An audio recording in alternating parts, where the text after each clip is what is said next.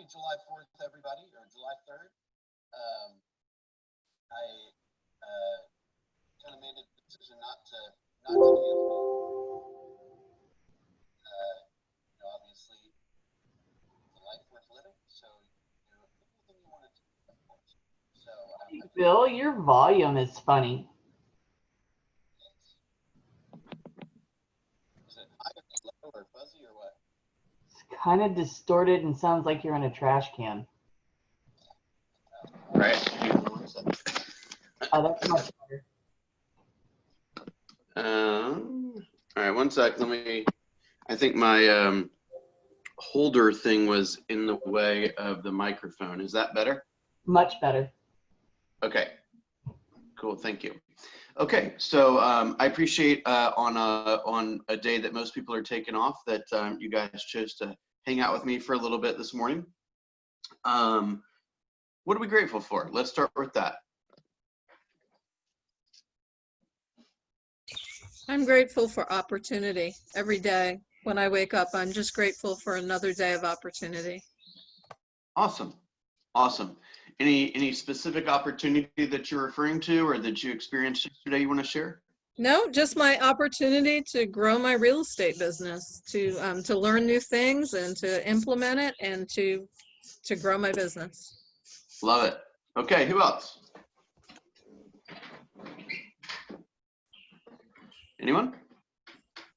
All right, let's do a quick little run around the room today to talk about what your intention for the day is. What today can kind of be one of those like days where you might say, "Hey, I'm just going to call everyone because a lot of people are off work, and I might have a better shot at getting them." You could take the complete opposite approach, which is put away real estate and be with your family and enjoy and relax today. You could maybe do a little bit of both. So tell me, what is your intention for the day? I've got my daughter for most of the morning, but I'm still going to try to squeeze in some lead gen. And then once she goes, I need to work on getting my app ready, because what I've discovered is that if I send the app out and they sign in when they're linked with me as their agent, that's when every search that they do just crashes the app. So if they disconnect from me as an agent, then they can go through and search just fine. So I'm wondering if it's just something the way I have it set up or not, but I need to go through and figure that out. I think there was an update with the app. Yeah, if you figure that out, will you share with us? Because a lot of people are having trouble with that. Yep, They did an update absolutely. yesterday. Okay, so what I'm hearing is, first of all, everyone go into their app store or Play Store or whatever and update the app and then try it. And then I'm going to try to remember to send this out in the email. But there is a, let me just make a note.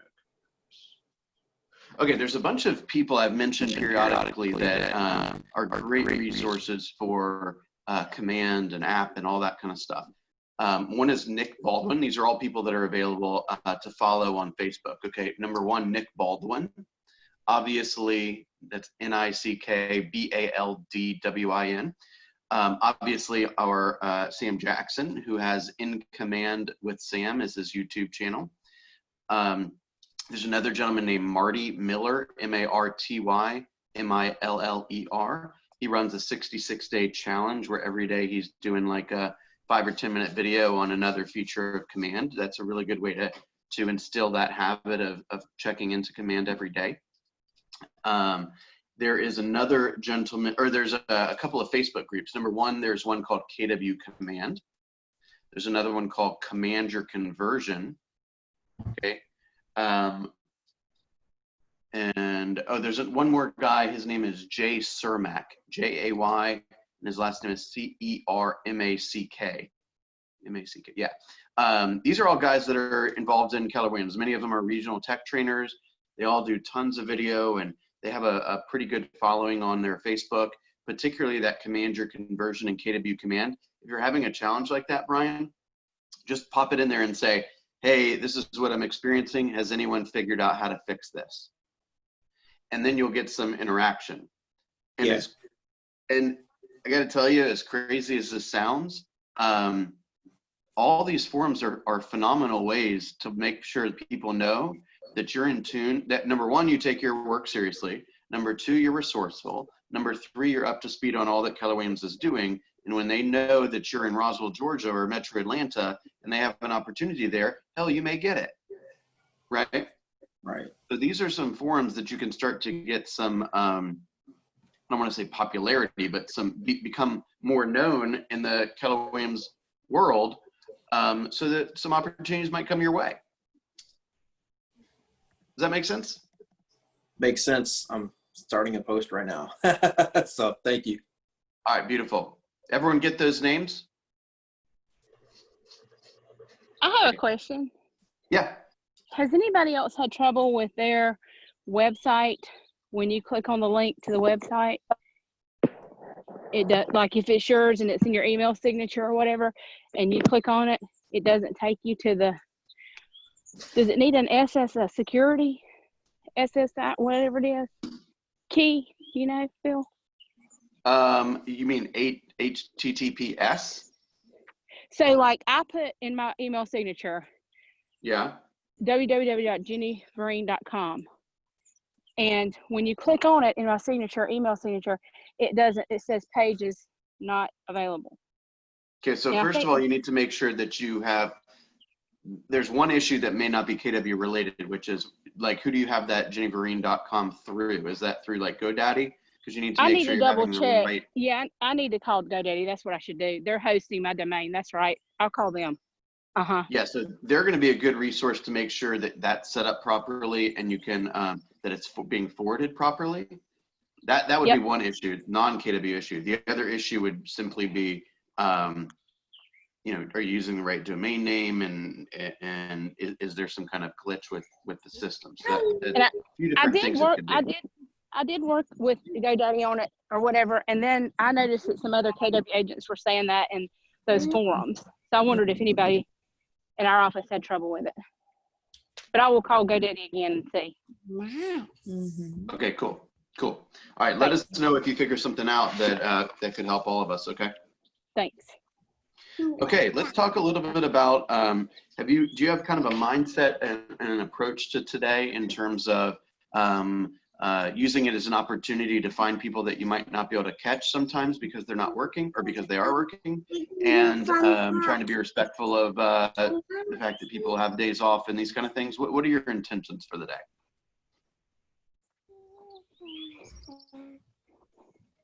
My intention is to call my sisters. I've already got one call this morning that I need to return, but I typically don't get a chance to reach out to them. And that's my intention for this morning, is to call my 4 sisters. 4 sisters, wow. No, press play. All right. Then do it right there. Okay, who else? Anyone else? Look, right there. I'm calling some of the people from the database that Chris gave me that I know are not working today. And I'm also returning a phone call from my sister-in-law who lives in Ohio. But when I first started at KW, I told her that I could get her a good real estate agent in Ohio. So she called me last night and left a message saying that she's ready to sell her house. Awesome. All right, let's just take a really quick moment to recap that. And I've got a couple things that you guys have asked me to talk about that I can talk about this morning. Okay, so first of all, this is a second or third request for this. So let's talk about how to find another local agent, okay? Everyone you ask is gonna have a slightly different opinion on how to approach this. Here's what I would do personally, okay? If you go to kw.com, okay, at the very bottom of the website, kw.com, it says find an office, okay? You can click on find an office, and then you would type in the city that that person is curious about or lives in or whatever, right? And then you hit enter, and it pulls up a map of that particular area, and it shows you where the nearby Keller Williams offices are, okay? So that would be the first step. The next step is you click on one of those little icons, right? and you see the name of the office and you see the telephone number, okay? The goal is to call that telephone number, and this is what I would tend to say, okay? And I know we have some new agents on the phone. I'm not trying to, this is not meant to offend you in any way, but I'm not particularly interested in working with the person on phone duty, right? Or the person who just got their real estate license. I want somebody that has proven themselves to be able to grow and run a business, and that has committed in their development of their business to, you know, be in some form of training and leadership and coaching and these kind of things, right? So I would say I would ask to speak with the team leader. I'd say, hey, team leader, this is Bill. I live in Bill Linkwald. I live in Roswell, Georgia, and my cousin has a home to sell in your market, and I wanted to get a referral directly from you for the best person that you think should handle that. Okay. Now, two of the things that I like to see is, number one, I want somebody that's been to Bold. Okay. Going to Bold, in my personal opinion, is an opportunity for you to invest in your business. And not only do you get the benefits of being there, but I believe it's simply an illustration of are you willing to invest in yourself? Okay, and I want to partner with somebody who's been willing to invest in themselves. That's first. Secondly, I want somebody that's either on the ALC or has been on the ALC. I want a giver, right? I want somebody who has earned the opportunity to be eligible through their production, and then somebody who has chosen to make contributions and improvements to the market center for free. Okay, so that's just my stance. But if you ask those questions, you're going to end up with a pretty solid realtor. Okay, so then you get that guy or that woman on the phone, and you go through the whole thing again. Hey, I've got a cousin who is looking to purchase or looking to sell their property in your market, and I just wanted to, you know, quickly talk to you about that opportunity, see if you'd be willing to accept a referral fee, or I'm sorry, to pay a referral fee. Generally, referral fees, they are negotiable, but generally they're about 25%. No agent should give you pushback on that. And if they do, they're definitely not your right person. Okay, so you should receive a 25% referral fee. And there's a document called the broker-to-broker referral form. That's a GAR form. And you'd have that completed. And then that would be executed, and then you'd share their contact information. Okay. Then once that deal is in process, you just check in with the referee, you know, the actual seller, after they've met, and just say, hey, is everything okay? Did you enjoy that first meeting? Is there anything you need? Do you care to interview anyone else? Are you set, right? So you're continuing to develop that relationship. And then you, of course, reach out to the agent and say, hey, how did it go? Is this an opportunity that you still want to pursue, right? And then periodically just check in on the file and say, hey, everything going okay? Hey, everything going okay? Anything I can do to help? Periodically, meaning maybe once every 2 or 3 weeks, okay? Okay. As you know that they're courting each other, all right? Now, there are a few other ways to do it. You could go into command and search for agents and just, you know, randomly pick somebody. Trouble is you don't know anything about them, okay? Yeah, I kind of like the way you did it. Right, here's another way that I see agents doing it, which I'm not crazy about personally, and I'll tell you why. So they would go into, let's say, the Georgia Legacy Group, or they would go into the Roswell page, and they would say, hey, I'm looking for an agent in Dayton, Ohio. Who do you know? Okay, and then somebody says, oh, my best friend is a realtor in Dayton, Ohio. Guess what just happened? You ain't never getting any referrals from that person. Yeah. Right. I mean, look, we all want to be helpful, but we all also want to, as we're supporting the growth of other people's businesses, it would be nice to have our business supported too, right? So ideally, you want to create a new relationship. That person that you meet with, you kind of don't want them to have a lot of connections down in Metro Atlanta. You want to be their guy, right? So if I end up working with, you know, Liz's, you know, sister, who's a realtor in Dayton, who, I don't think that's true, but if it was, then if that woman has an opportunity to send a piece of business to Metro Atlanta, you think I'm getting it, or you think Liz is getting it? Of course Liz is going to get it, right? So I don't necessarily want somebody else's connection. I want a new one. Does that make sense? Mhm. Yeah. Okay. So keep that in mind when you're asking on a public forum for a recommendation like that. And in a crazy kind of way, I'm not, you know, sometimes it's unavoidable, but, you know,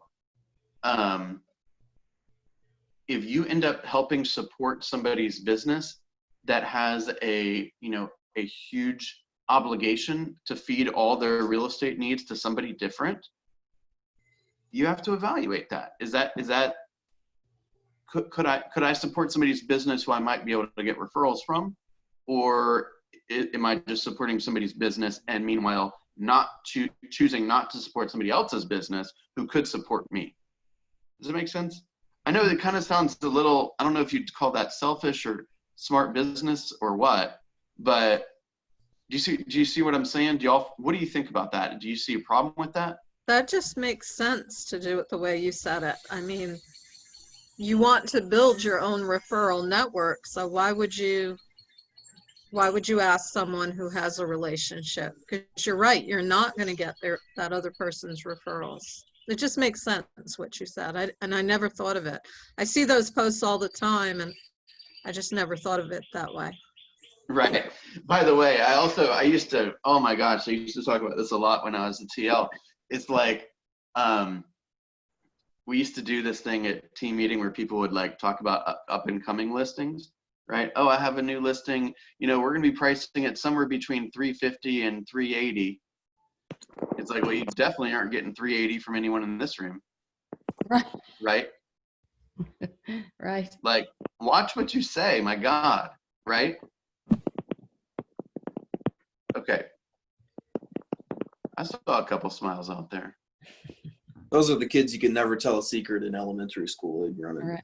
tell Yeah, I everybody. know. Like, keep it to yourself. We got this great listing. We're finalizing the price. It's, you know, going to be in the, you know, high threes. Just let me know if you want to see it or have some questions about it. Then when you put it in at 350, they're like, oh my gosh, what a steal, right? Let me get out there quickly and see it.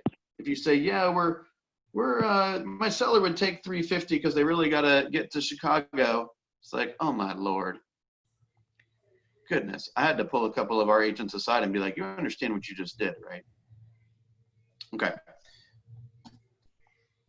All right. Referrals. Did we kind of cover that? Does anyone have any more questions on that? I do. Okay, go ahead.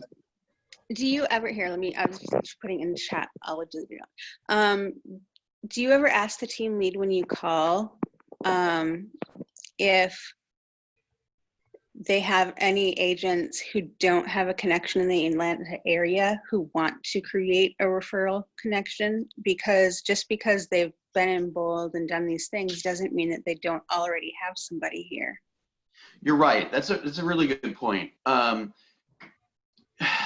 First of all, the team leader might not know that. More than likely, they don't know that. You could certainly ask that question. I don't think that's out of line at all. You could certainly ask that question. However, that has its own challenges, because then it's starting to creep into the I'm trying to service myself first or as a bigger priority than the actual client. You see what I'm saying? So it's a very delicate balance there, right? So when I'm looking for an agent, my first priority is to get the best agent I can find. My second priority would be to try to get some referrals out of it in the long run. But if I go in there and I'm like, I have a referral, prove to me you don't know anyone in Atlanta, and then you get it, and then the sloppy agent answers and says, I'll take it, right? Then you may get a referral, but more importantly, you have allowed it. You've not found the best match for the actual prospect. So if you ask for 2 or 3 to talk to, does that? I think that would be also appropriate, right?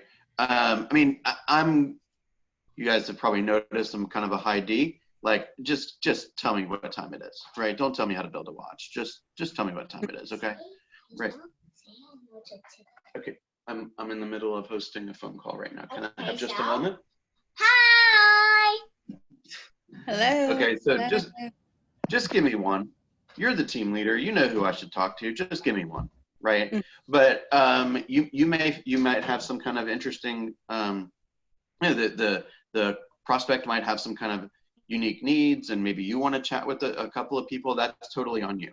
For me, it was just like, just cut to the chase and tell me who has to call, right? But if you feel more comfortable getting 2 or 3 names and calling them and interviewing them, if you will, by all means, right? For example, some people might like to be referred to a team, right? Some people might not really like that. So you might want to ask those questions of like, when you call and introduce yourself and say, hey, I'm going to be the one helping you sell this home, and then I actually don't see you until the closing table because all of my partners are helping with all the process. Like, is that something you want to, I'm not saying that's good. I'm not saying that's bad. I'm just saying it's not probably what they're expecting, right? So you just want to get an understanding of how they run their business. Mm-hmm. Another thought is like, if it depends on what they do for a living, like if they're an accountant, like numbers, or if they're super outgoing, or you could kind of match that up too. That's also a really good point, right? So when you're introducing your client to the team leader, you might say, hey, I've got the wife is an accountant, the husband's a lawyer. I need somebody who can handle this, right? Or, hey, the husband and the wife are both artists, right? I'm not, again, this is not a judgment on any of those people, but generally speaking, if you have chosen to go into the arts, you care less about numbers and metrics than if you've chosen to go into being a CPA. Is that fair to say? Yeah. Right? And so that's exactly what I'm talking about. Yeah. And you could make a real good match that way too. Exactly. Now, what I have not said, by the way, just so you're clear, is this is another reminder that you're always on stage. Okay? Your colleagues are watching you, right? Your leadership is watching you, right? This is in terms of, your level of participation, the type of energy you have, your kindness to others, your willingness to share, your willingness to take on responsibility, these kind of things, right? So if I think of somebody as somebody who never participates and kind of has a bad attitude when I see them, I'm probably not going to send a whole bunch of opportunities to them, right? But if somebody's always showing up, they're always helping, they're always contributing, they're looking for ways to make everyone's life easier, which, by the way, includes pretty much all of us on this call today. So I want to thank you for that, right? Then you guys are kind of at the front of the line to get those opportunities. Does that make sense? Mm-hmm. And then when somebody raises their hand and says, oh my gosh, I just love helping others, I think I'd like to be on the ALC. That's just another example of somebody who has got the right spirit, and therefore they're most likely going to get those types of cool gigs. Does that make sense? Yeah. I mean, Yes. how long does it take for somebody to say something that is inappropriate? I mean, inappropriate is a very gentle way of saying what this person did. But, the guy from Chat North that just got let go within an hour of saying what he said, and it became national news. Are you guys not familiar with what I'm talking about? Yes. Oh, Yes. I am very aware of that. That was, yeah. What is I- that? I'm not aware of it. What happened? All right, let's back up. Yep. Very controversial. Yep. Okay, You stepped in it now, so you gotta finish it. Yeah, I know. There was a gentleman, his name was Bobby Calms. I don't mind sharing you can Google it like in 2 seconds and find it. I'm not sharing anything private.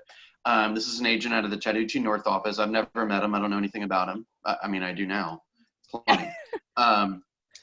And he had some pretty inflammatory comments and posts about the LGBTQ community.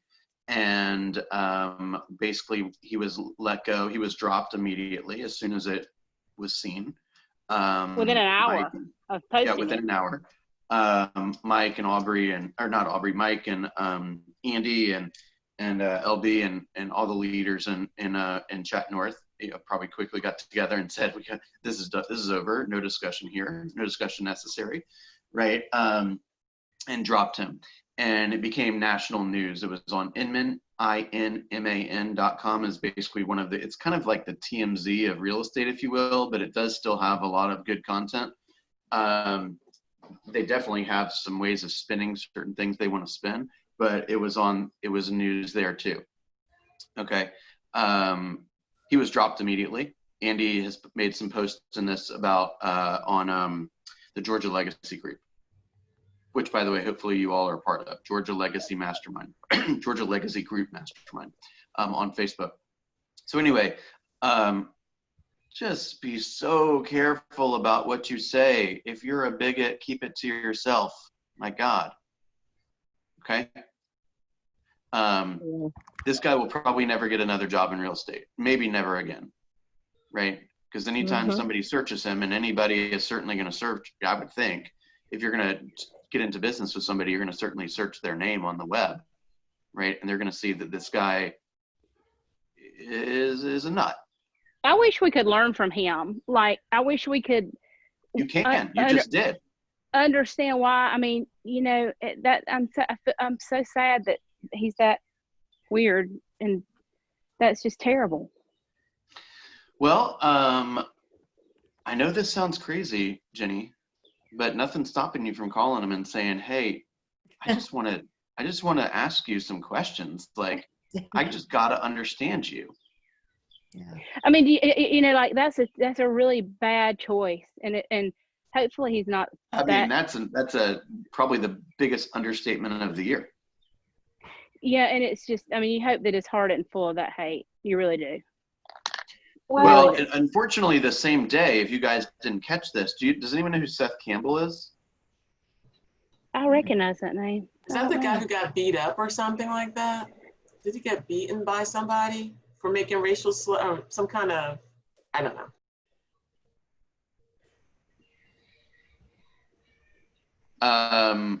The guy who got beat up, is that what you said? There was some real estate agent that made some kind of bigoted comments and then got attacked. I don't know if that's the guy you're talking about. I hadn't heard that one. No, that's not him. So I'll just tell you who he is. He's one of the top. He was. You ever heard the phrase celebrities? Basically, Keller Williams celebrities, right? No, I've never heard that. He was one of the top ones. That at one point they were even talking about him maybe being the next Gary Keller. He owned. Or he owns, I guess you would say, Five Doors Expansion Network. They're one of the biggest expansion networks in all of Keller Williams. He was a former regional director in Maryland and DC. He was a mega agent out of the Boston area. He's been traveling and teaching a bunch of classes. He was a master faculty at KW. He owns a couple market centers. I mean, he was a big deal.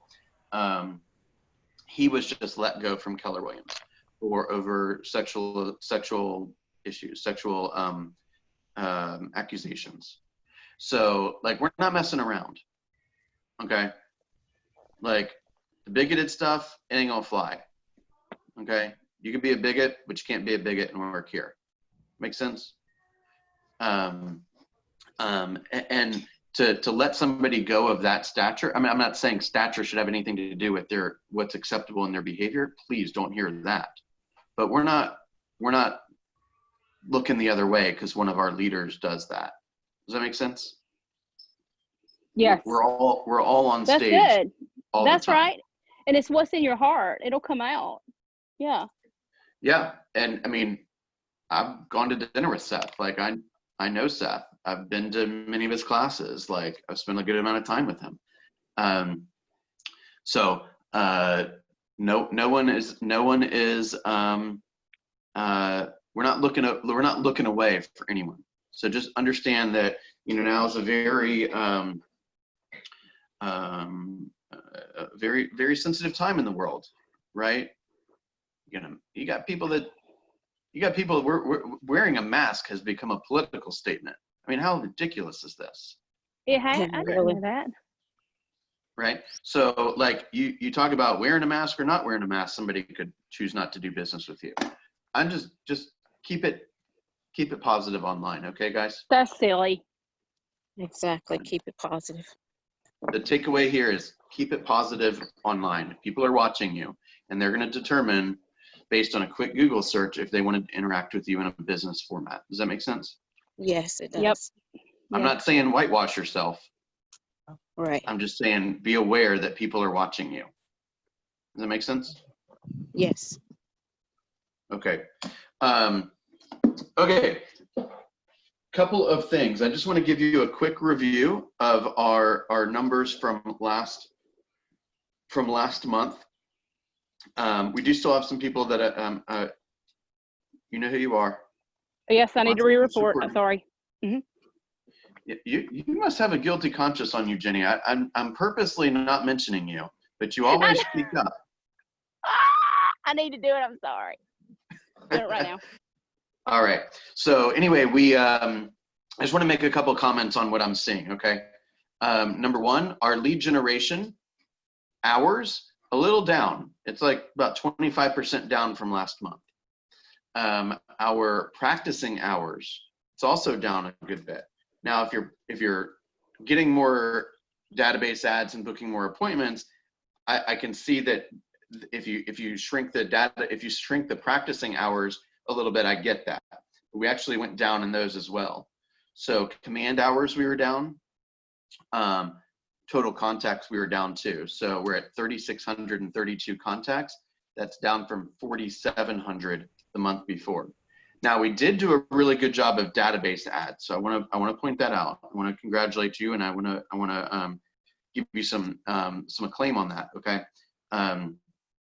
Again, there is an incredibly high correlation between the size of your database and the number of deals you'll do. Okay.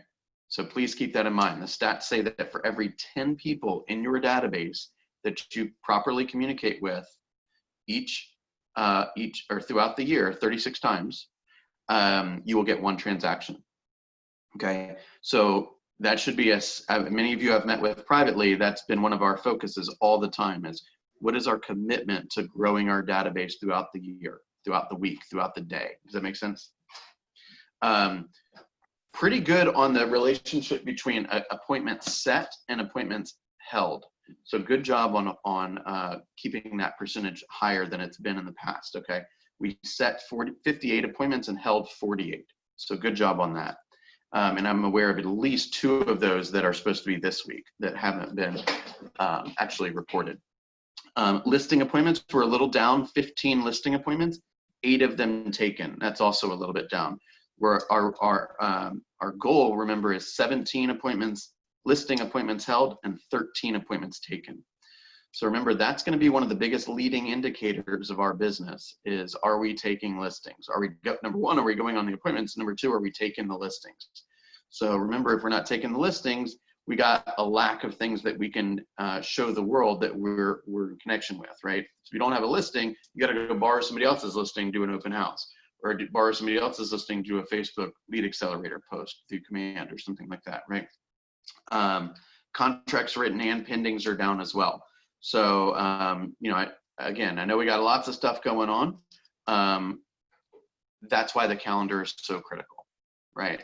That's why it's so critical to know what do we need to accomplish every day, and do we have the appropriate amount of time carved out to do that? And are we disciplined enough to execute on that? And if you're feeling if you're experiencing some challenges with that, let's talk about it as a community about how you can be helped, and certainly me too. How can I take a peek at your goals, take a peek at your schedule, ask you a couple questions, and help you eliminate things that are distracting and helping you focus on the things that are going to move the business forward the fastest. Does that make sense? I would like to Yep. know. Go ahead. I would like to know how to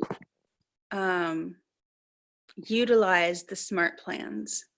Like, I know they're there and I know you can sign people up to them, but I don't know what happens automatically. I don't know what I need to do behind the scenes of it. I know they're there. I don't really understand them.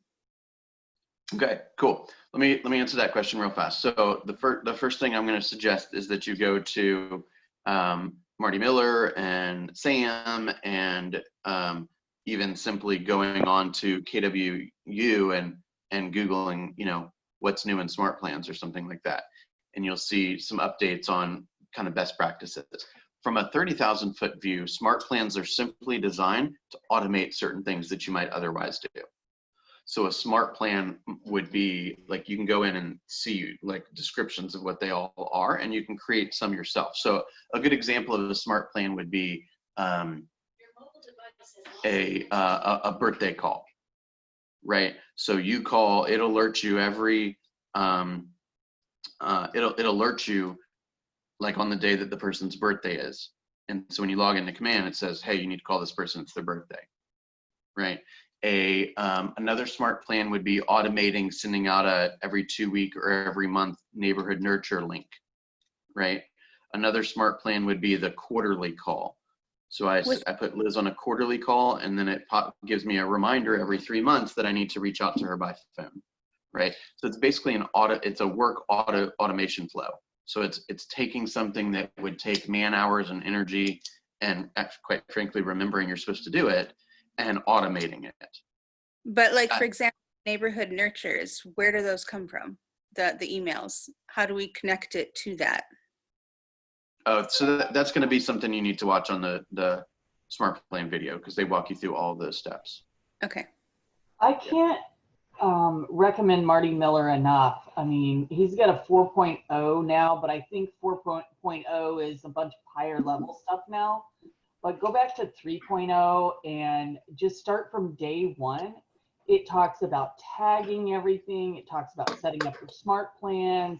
It talks about every aspect of command, and it is so helpful. And the videos are 3 or 4 minutes, and you can stop them and rewind them and stop them and rewind them until you get it all figured out. And he's fabulous. He just breaks it down to the easiest possible way to do it. So if I'm going to post a link for that exactly within the help community right now. This is his 3.0 playlist. Yeah, okay. No, I second that, because even the 4.0 stuff I still kind of understand, but yeah, he's phenomenal. Yeah, I believe he's been. I believe he now has a regional tech trainer opportunity, I believe. By the way, I don't know this for certain. I don't know Marty, but I think that he was just a regular old agent. Not to say that's a bad thing, but he was just a regular old agent, right? No leadership role or anything like that. And he said to himself, well, why don't I marry the idea of the 66-day challenge through the one thing with learning command and share it with the world? Now, every single person that knows anything about tech in Keller Williams knows who Marty Miller is, and he's been offered a regional tech trainer opportunity. Does that make sense? Like, yeah, I've watched him too. He's really good. What's the cool thing you can offer the real estate community, right? I mean, I'll give you an example. Heather Mueller looks at the one of our onboarding packets and says to herself, gosh, this is a bit confusing, right? And I don't believe it's as thorough as it should be, right? And she says, can I help make this easier for agents to digest? And obviously we say yes. And now I won't go into a lot of detail, but she was actually offered a leadership position, right? Like, all you got to do is, how can I take what I know and share it with the world? And as a result of that, everyone wins. I might get more opportunity. She might get more opportunity. You see what I'm saying? And all the agents get to be supported.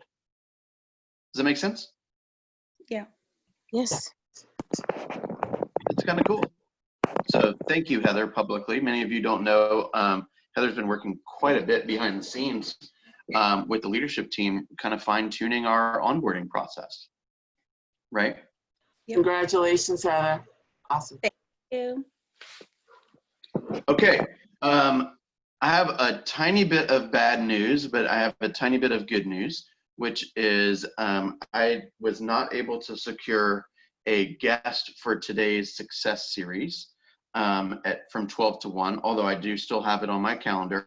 So I am more than happy to cover any topics that you guys want me to cover from 12 to 1. If you're interested in participating, I'll be here and the room will be open. And then we'll also do our launch mastermind from 1 to 2 right after.